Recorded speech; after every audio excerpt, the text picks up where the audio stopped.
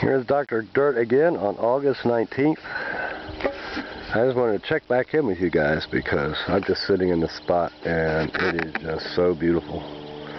That this garden, that was just an idea in May. We were just conceiving of it. We had no idea what we were going to do. We didn't know it was going to be a double spiral meditation walk of raised beds with paths in between,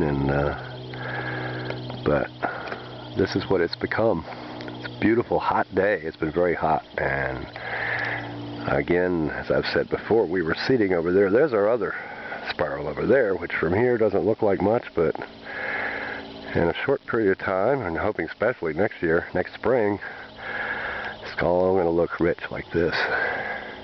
Be growing nicely with flowers blooming. These are little nasturtiums planted very late. Some squash. We have fennel. Here's some other fennel. Now most of these plants that I planted, a lot of these sunflowers, some of them were seed, some of them were plants that were given to us, and a lot of these tomatoes, they were all sick. Now look at these tomatoes here. If you had seen a sick looking mess these were when we got them, like, oh wow, look, I mean, they just love it here on these raised beds. Look at this corn. Of course, we've had a lot of rain this summer, but nothing here has been watered. It's needed watering, and we've been lucky. I'd like to see how this holds out in a drought. I have the feeling in a drought these things would do just fine, because, you know, there's all this straw. As you can see, there's cardboard underneath, which will eventually break away. It'll eventually erode, but there's a thick mulch holding it. And as I put my hand in here, see, I feel cool and moisture way under here. And see, these roots really love that. And also the soil, it's not going to be disturbed ever again. This soil, hopefully, you know, hopefully this garden will be tended for hundreds of years maybe into the future. This is something that is just the beginning here. And hopefully many people will want to have these gardens in their communities, in their backyards, churches, whatever. I hope to help people have this kind of thing. This just it's inspirational. It's part of living to have something beautiful like this around, and it's inexpensive.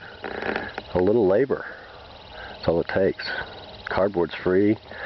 Straw and hay, well, that's getting a little bit expensive, but you can use leaves. You can use a lot of things for mulch. In other words, you know, these permanent raised beds, there's a lot of waste, and this is a good way to recycle the waste of society. You know, these permanent raised beds, a little compost pile. You know, there are all kinds of things you can do with these raised beds too. You can have redworms. What I want to do is have redworm tunnels. So I'll have a little tunnel where I feed the redworms, and they'll live under the ground in here in their bedding. They'll have holes that they can go out in the soil and explore and come back. They're not soil dwellers, but they will go in the soil and look around if it's soft enough, I think.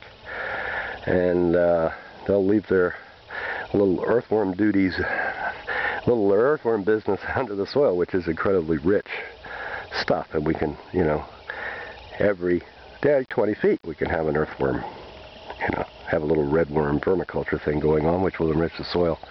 That's another project I want to do here. There's so many things, you know, I could spend my life in these two spirals right here, and you know, never get bored.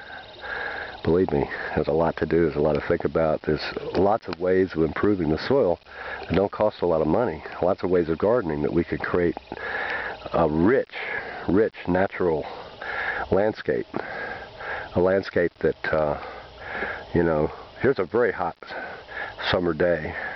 Next year, we'll have lots of tall corn. We'll have lots of tall things in places. We'll be in the shade in here. It'll be comfortable, and a lot of parts of this garden will be total shade.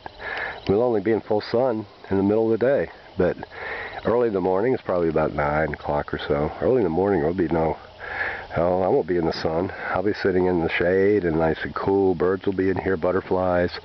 A lot more flowers will be blooming.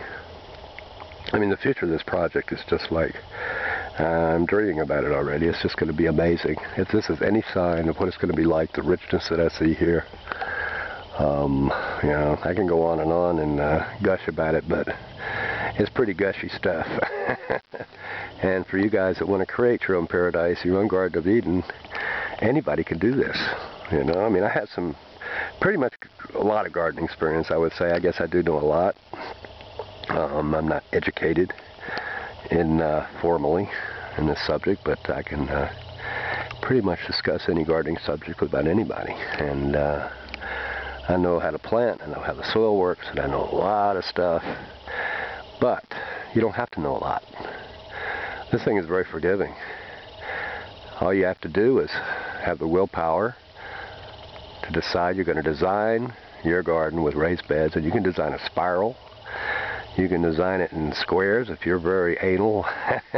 Hate to say this, but you know, I've done it very, very, very strictly, with measured every raised bed and the height and the width, and you know, you can do that too. You can have it, and it's very efficient. It's very efficient. If you have a business and you want to use permanent raised beds for a business growing strawberries or something, then you want to have those raised beds exactly to dimensions, and you can make money also.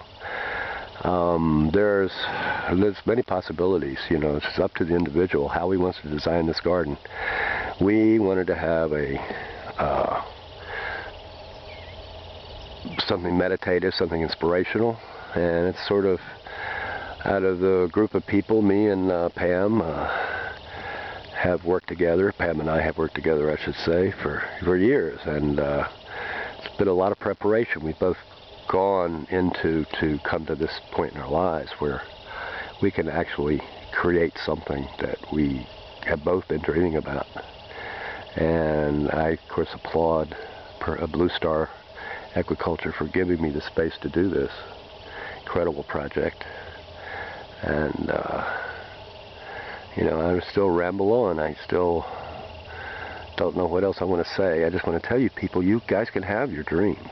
And this is what this is about. It's about dreams, and it's about beauty, and it's about those things in life that you know, we turn on the news and we don't hear too much about this stuff. This is real life right here. This is what we can have. This is freedom, and I hope that this can inspire some of you guys to get out there, grow your own food, become a little self-sufficient, and create some beauty in your lives. So this is Dr. Dirt, and I've probably said enough or too much or gone on too long, but you guys have a good day.